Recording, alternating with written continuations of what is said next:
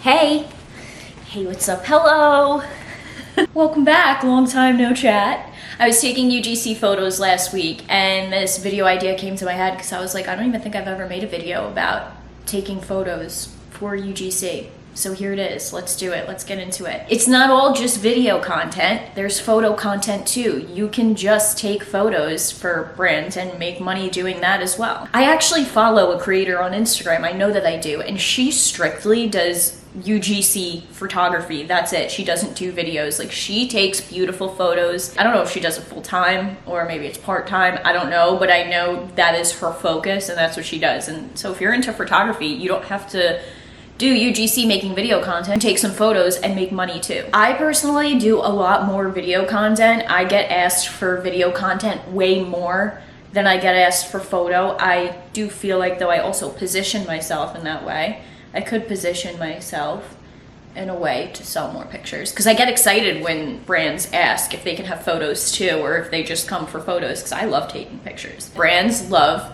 UGC because it brings this authentic vibe to their content. It just works so well. It works so well with the audience. Audiences love it. It works so well in ads. Just adding that authentic touch, that natural feel to their brand helps so much, and that's not really content that they're often getting themselves. So that is when they source out for a UGC creator to create those photos or videos, whatever they're looking for. What you should keep in mind when you're taking UGC photos is that there's a happy medium. You don't want the photo looking way too professional. You want it looking natural, but a good natural. Obviously, you want it to look nice, but you're not looking for professional pictures out of a studio setting. I'll find some examples of what I'm talking about. I'll put over here what you don't want and over here what you do want.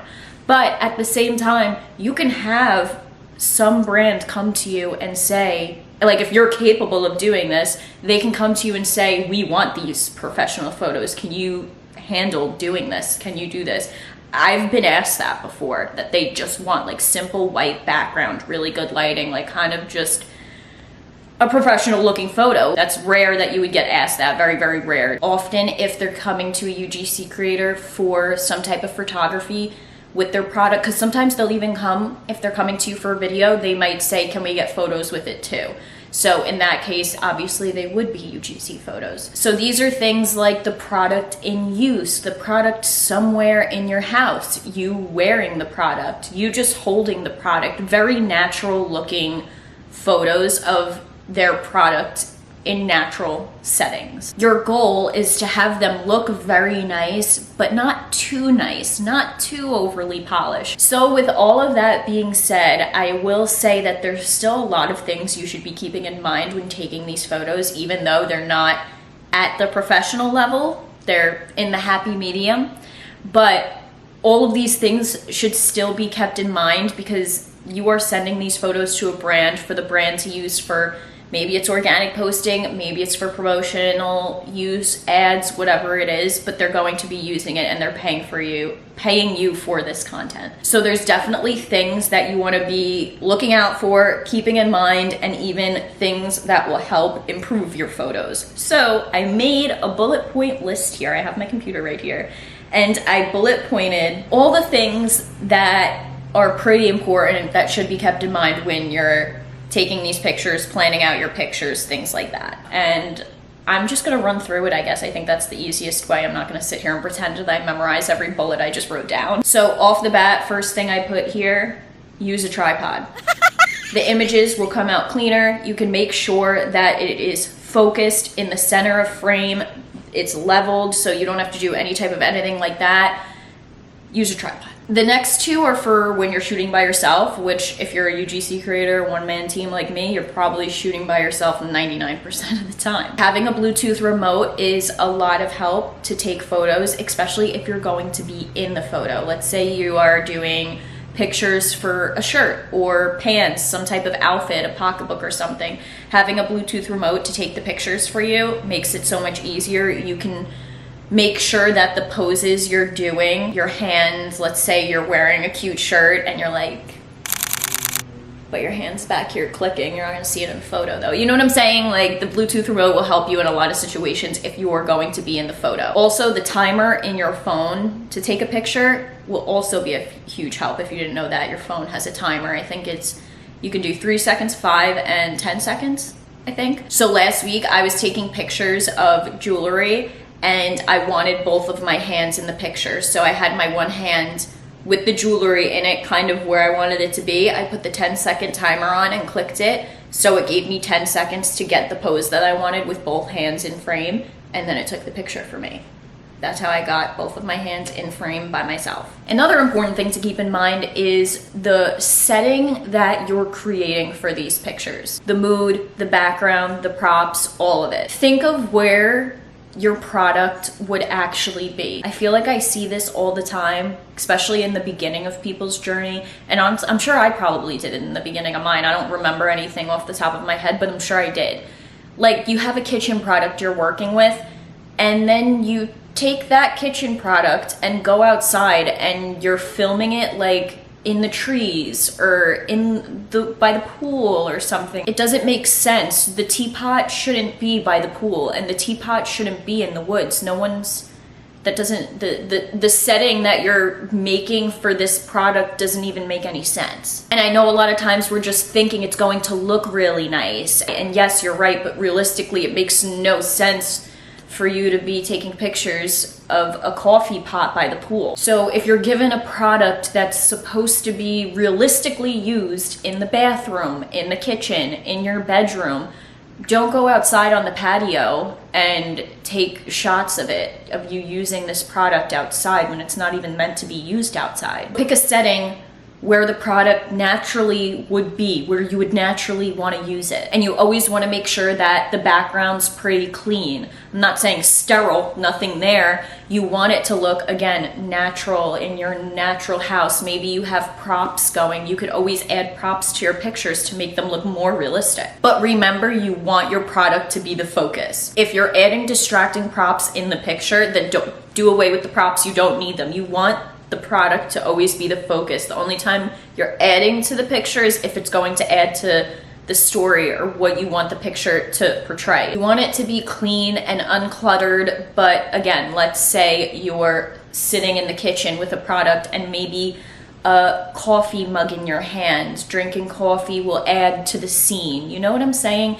Just little tiny things, nothing crazy. You don't want the pictures looking busy and annoying to look at. You want it to be pleasing to the eye. Now, let's say you're gonna be in those photos. Make sure you keep in mind what you're wearing, what you're putting on, even the colors. Maybe it's best to go with a really calm palette of just a white shirt or a tan shirt or a black shirt. Or maybe you have the color palette of the brand and you put on a matching shirt to match whatever's going on in the picture. That you kind of have to feel out what's going to work best.